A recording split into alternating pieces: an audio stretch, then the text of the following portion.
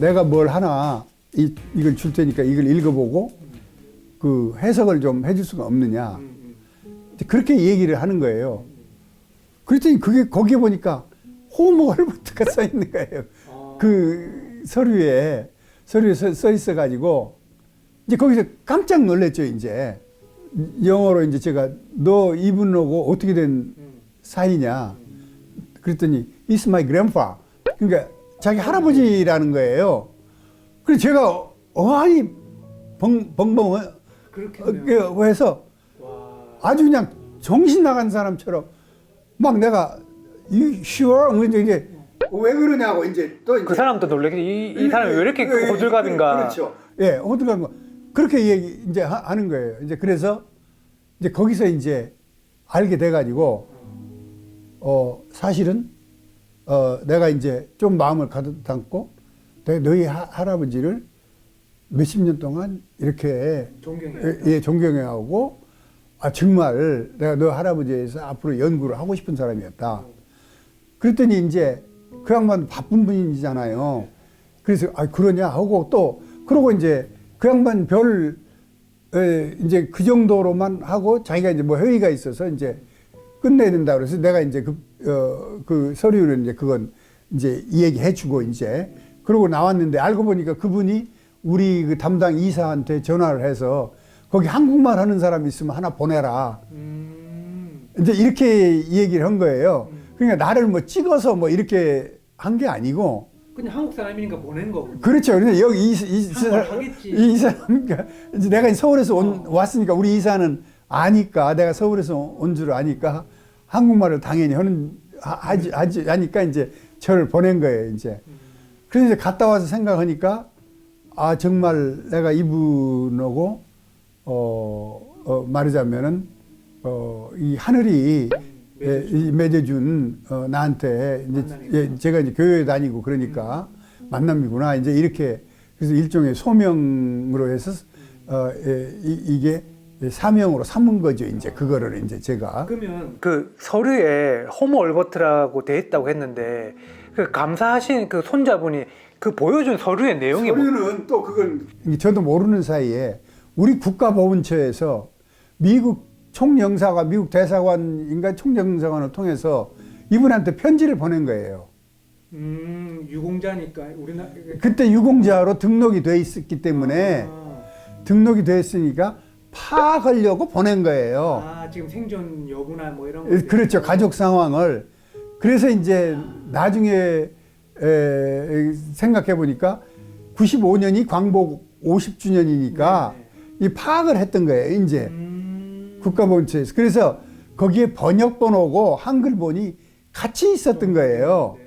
그러니까 이제 사실은 번역본만 읽으면은 그냥 되는데, 아니, 그냥 영어본만 읽으면 되는데, 한글도 있으니까 이 양반은 또, 이게 한글이 또 뭐 별다른 거냐, 이제 이렇게 생각하고 그 한국말을 하는 사람을 찾았던 거예요, 이제.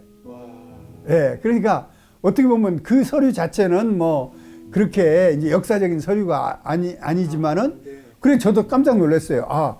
우리 국가보훈처가 이런 걸 준비를 하고 있었구나. 이 사실은 저도 그 상당히 고맙게 이제 생각을 하고 있었죠. 이제 그러고 나서 이제 제가 용기를 내서 감사를 또 찾아갔어요. 찾아가서 이제 너를 1시간만 좀 나한테 시간을 할애해 줬으면 좋겠다. 그랬더니 1시간은 안 되고 30분만 얘기를 해주라고 이제 해서 30분을 얘기를 했어요. 이제 얘기를 했더니 듣고 보더니 너 우리 집에 한번 와야 되겠다. 그래서 이제 제가 그게 1989년입니다. 이제 그때 토요일 날 그분 집을 간 거예요. 그러면 회장님이 근무하시던 직장은 어떤 주 어느 도시였고 그 선생님 때가 뉴욕주에 그러니까 뉴욕 시내에 뉴욕 맨해튼에 있었어요. 케미컬 뱅크가 월스트리트 근처에 있었고. 그 이제 월스트리트도 은행이 많지만은 이제 그때 당시에는 이제 파크 애비뉴라고 그래서 시티 은행 뭐 우리 케미컬 은행 뭐 그다음에 체이스 맨하탄 은행 거기가 이제 전부 거기에 모여 있습니다. 이제 나는 이제 뉴저지에 살았어요. 이제 집이. 그리고 이분은 뉴욕주였어요, 이제. 근데 우리 집에서 거기 가려면은 나중에 보니까 이제 그리 안 먼 거리에 이제. 그래가지고 집에 가가지고 집에 가서 보니까 우리나라 장롱이 딱 있는 거예요. 이제. 자개농 같은 장롱. 그렇죠. 예. 그 오래된 그런 네. 예, 장롱이 있는 거예요. 이제 그리고 이제 저한테 제가 좀 너의 할아버지를 앞으로 더 연구를 하고 싶다. 그랬더니 그분이 반신반의하는 것 같아요. 너 은행에서 열심히 일해야 할 사람이 그런 건 학자들이 이제 한다라는 건 그분도 다 감이 들어올 거 아니에요. 그래서 이제 미국 사람들한테는 처음부터 뭘 욱박지르면 안 되거든요.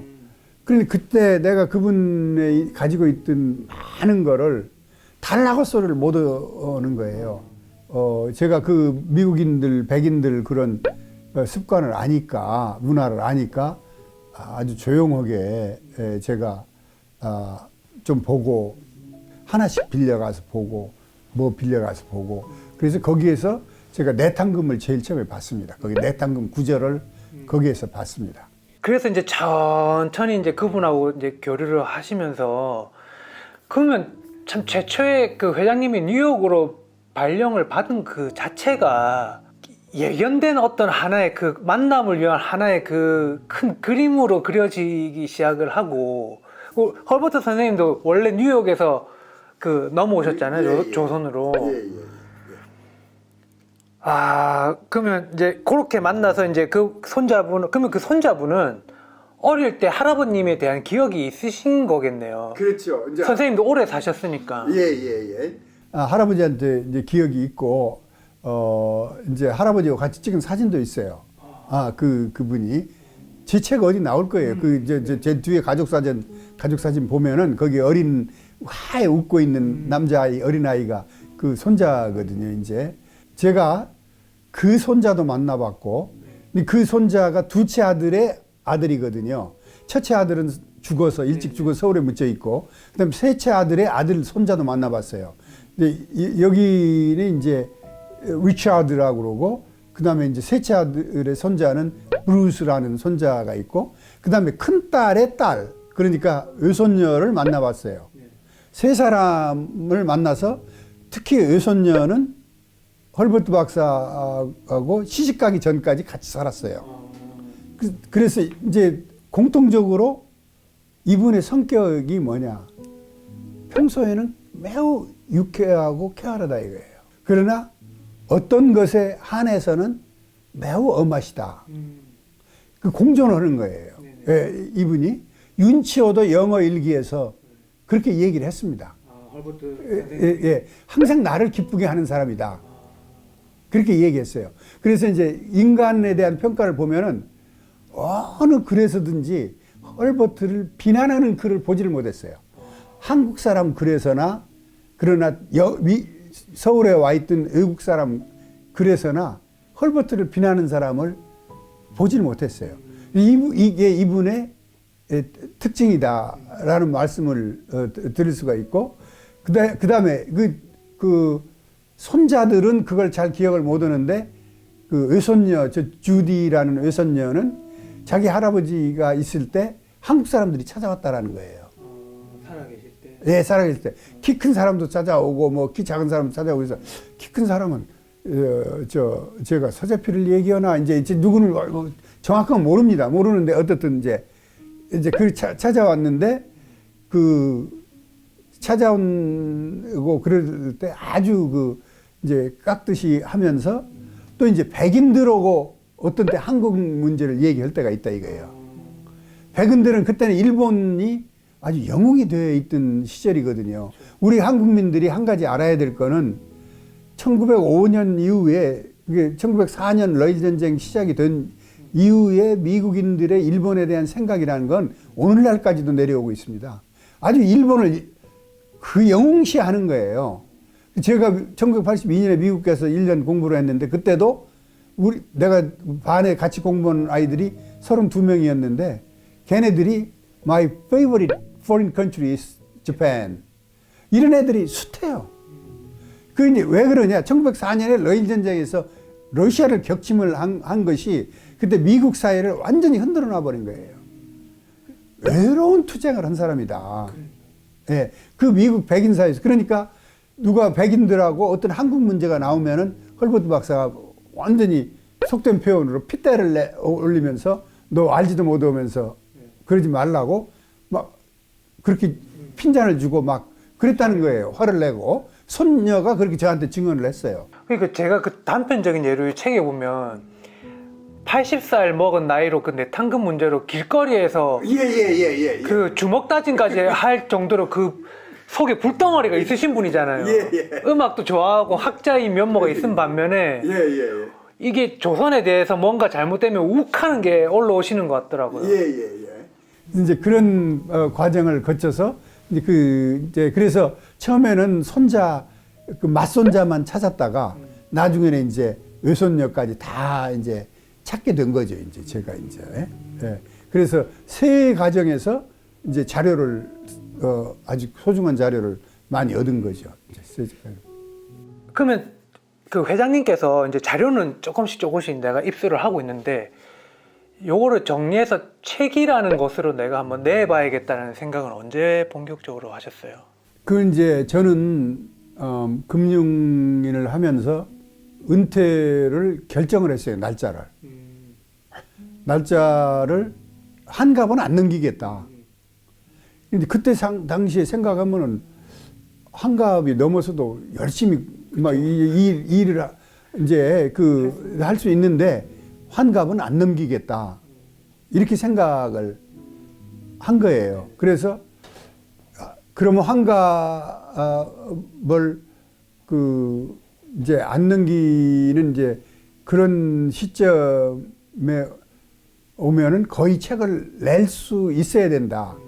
그래서 그 전부터 준비를 한 거죠, 이제. 그래서 준비를 뭐 본격적으로 시작한 건 제가 완전히 은퇴를 하고 했지만은 그 전부터 책은 어떻게 써야 되는 거구나. 그런 거가 이제 또 저한테 이제 다가왔어요. 어떻게 쓴 책이어야 하느냐. 그래서 제가 여러 사람 책을 이제 다른 사람들 인물 평전을 읽어봤거든요. 인물 평전을 읽어봤는데 외람되지만 모두 너무 주관적 요소가 많이 들어간다. 그리고 책이 독자 프렌리하지 않다. 그래서 우선 언어도 쉬운 언어만 써야 되겠다. 단어를. 예, 단어를. 문장도 어렵게 쓰지 말고 그 다음에 국어 문법에 충실해야 되겠다. 그래. 또 헐버트 선생님의 책이니까. 그렇죠. 또 헐버트 박사 책이니까 이제 그러고 교육적인 책이 되어야 되겠다. 학생들이 이 책을 봐도 이 책에 나온 뒤에 그 근대사 연표가 있을 거예요. 이 책에. 그것도 책마다 틀리거든요. 그 모든 책을 보면 이건 뭐 1894년이라고도 95년이라고 뭐 다 틀리는데 그걸 꼼꼼히 제가 조사를 했어요. 사전에 조사를 했죠, 이제. 그 적어도 이런 것만은 나는 틀리는 책을 절대 내지 않겠다. 그래서 이제 제 속으로는 지로 디펙트, 무결점 책을 내겠다. 이제 이런 생각을 했어요. 왜? 이 청소년들이 봐야 하는데, 네가 책을 내는 거는 청소년들이 특히 봐야 하는데 청소년들한테 올바른 역사 지식을 가르쳐 줘야 되지 않겠느냐. 그래서 처음부터 음력을 전부 양력으로 환산을 했습니다. 제가 준비는 그러니까 2001년 말 정도부터 시작을 했다고 봐야 됩니다. 2000 말. 그리고 99년에 헐버트 박사 기념사업회를 만들었으니까 이제 99년에도 이제 책을 내야 되겠다는 생각이 그때 이게 이제 참 또 극적인 거거든요. 기념사업회를 만들었다라는 게. 기념사업회를 안 만들었으면은 책에 대한 그 빨리 내야 한다는 압박도 없었을 건데 그러니까 99년으로 봐야 되겠네요. 제가 그때 이제 체이스 맨하탄 우리 은행이 체이스 맨하탄 은행하고 합병을 했어요. 그래서 합병된 은행에 제가 이제 그 한국 CEO 초대 CEO를 했어요. 합병된 은행에. 그래서 CEO를 하니까 굉장히 바쁘잖아요.